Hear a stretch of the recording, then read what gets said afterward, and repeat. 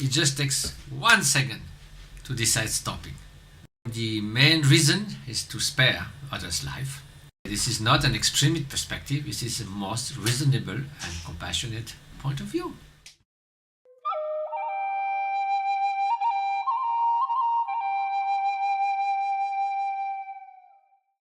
Could you say something about the role of vegetarianism in your own life?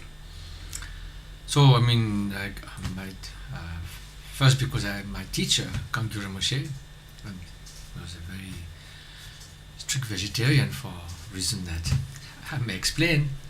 I was inspired by that, and also not just to take example on him, but also because of the deep reason that suddenly became obvious to me.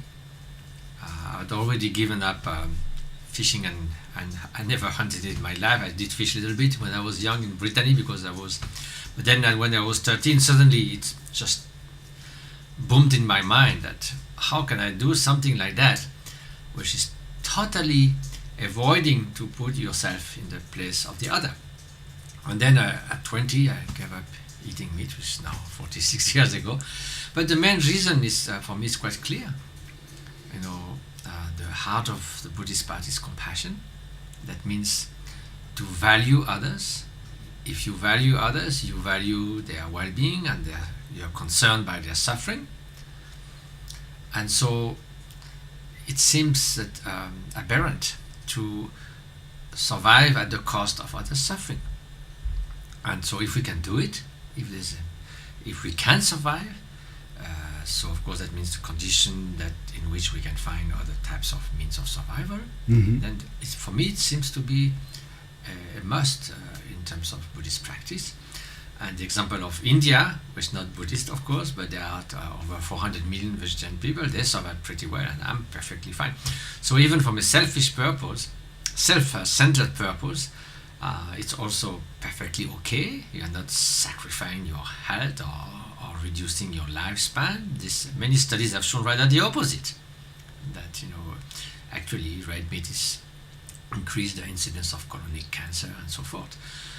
So first of all, the main reason is to spare others' life, and we know that in this world 150 billion land animals and 1.5 trillion of sea animals are just used as instrument of our consumption.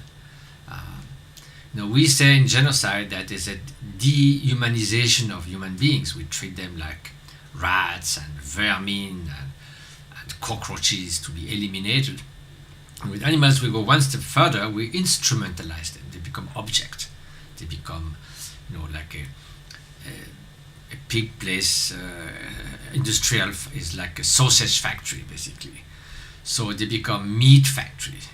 So anyway, the whole these things is ethically, you cannot imagine progressing toward a more altruistic society or more compassionate society while completely ignoring that aspect. This another aspect is selfishness even to other fellow human beings, because it is the rich country that consumes the most meat.